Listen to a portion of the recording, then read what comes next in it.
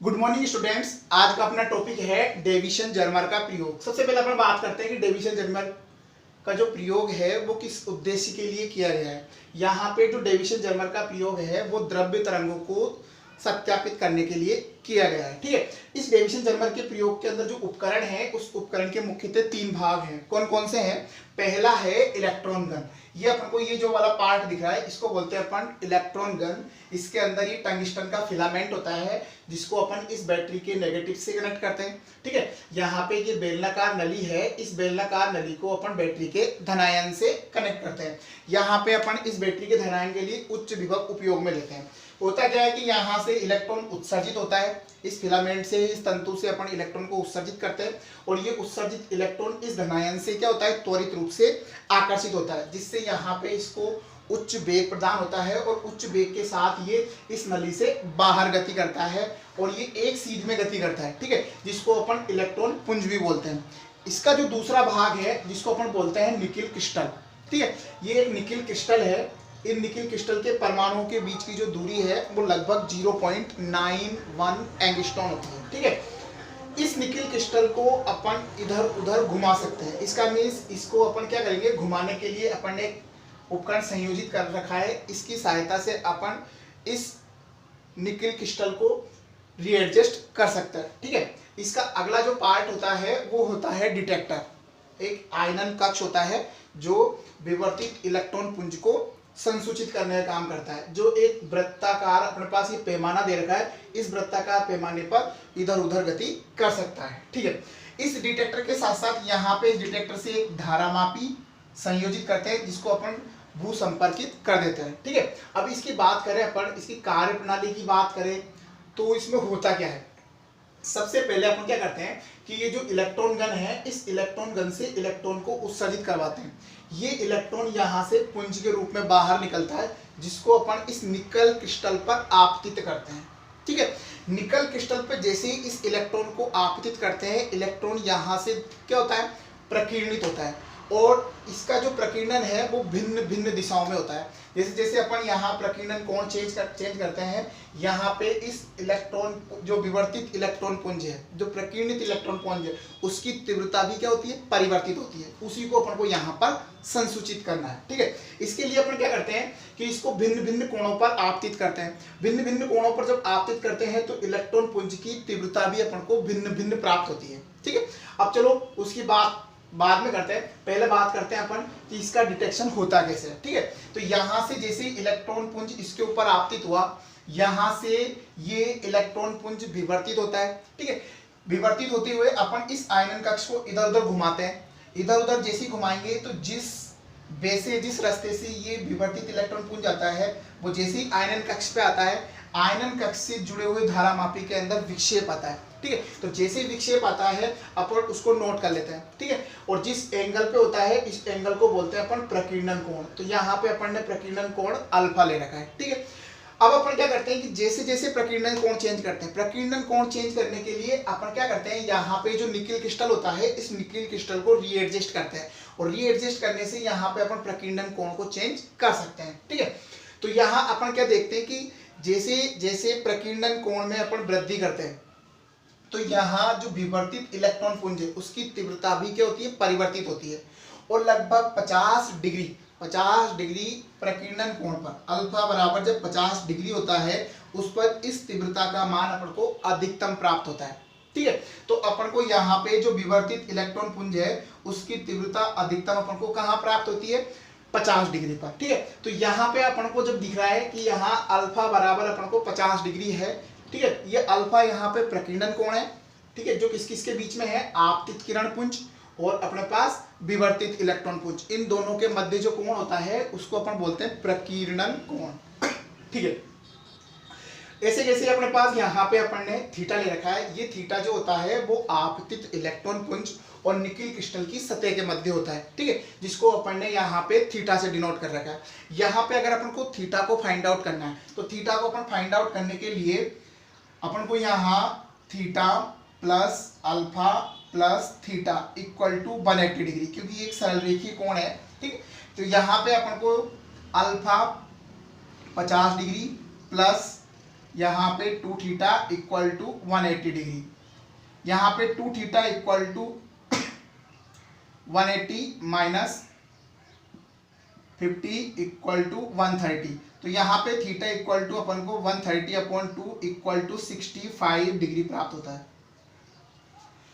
तो जहां भी अपन को जब रिक्वायरमेंट होगी तो थीटा इक्वल टू यहाँ पे अपन 65 डिग्री उपयोग में लेंगे। बात करते हैं अपन दोबारा बात करते हैं कि जैसे जैसे इस प्रकीर्णन कोण को अपन चेंज करेंगे, विवर्तित इलेक्ट्रॉन पुंज की अपन को तीव्रता परिवर्तित होती हुई नजर आती है। ठीक है, फिर उसके साथ साथ अपन क्या करते हैं कि जैसे जैसे यहाँ पे अपन विभव का मान बढ़ाते हैं, तो अपन जैसे जैसे विभव का मान बढ़ाते हैं वैसे वैसे इलेक्ट्रॉन पुंज की जो तीव्रता है उसमें भी अपन को परिवर्तन नजर आता है।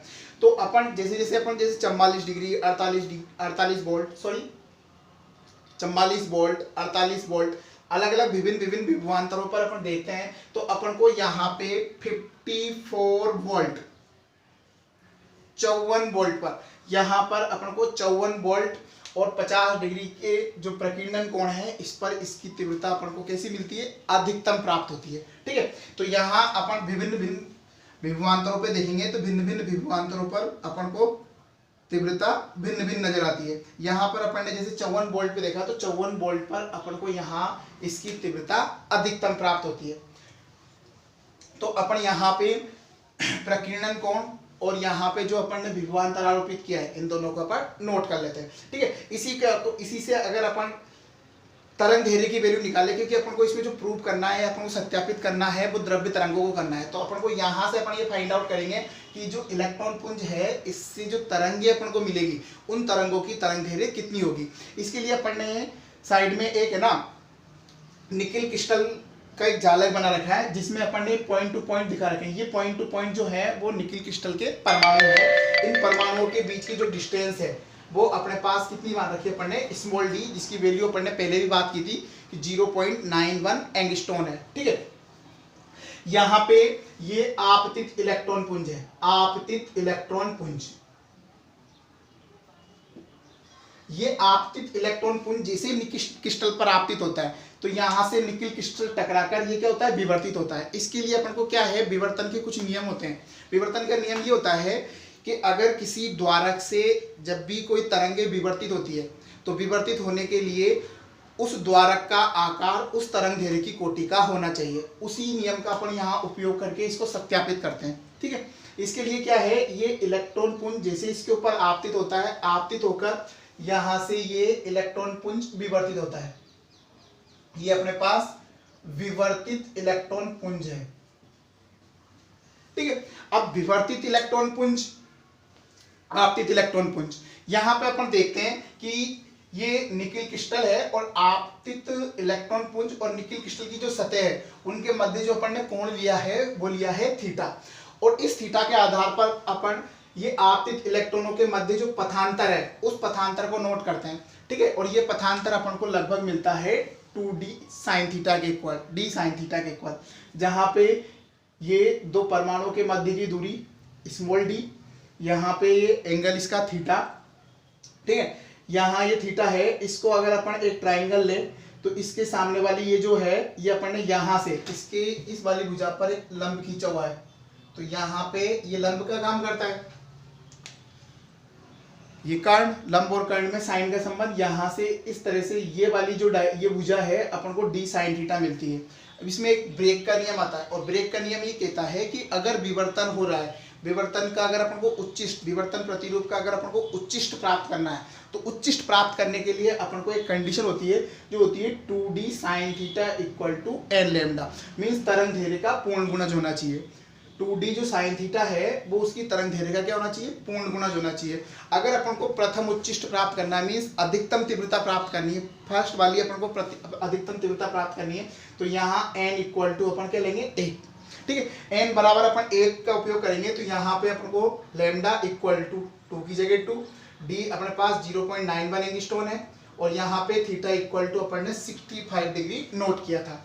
ठीक है, यहाँ इनकी अपन वैल्यू पुट करेंगे तो अपन को यहाँ पे इस स्थिति में तरंग दैर्घ्य जो है वो लगभग 1.65 एंगस्ट्रॉम प्राप्त होती है। ठीक है, तो ये तो अपन को क्या है, इस डेविएशन जर्मर के प्रयोग से इसकी जो तरंग दैर्घ्य है वो 1.65 एंगस्ट्रॉम प्राप्त होती है।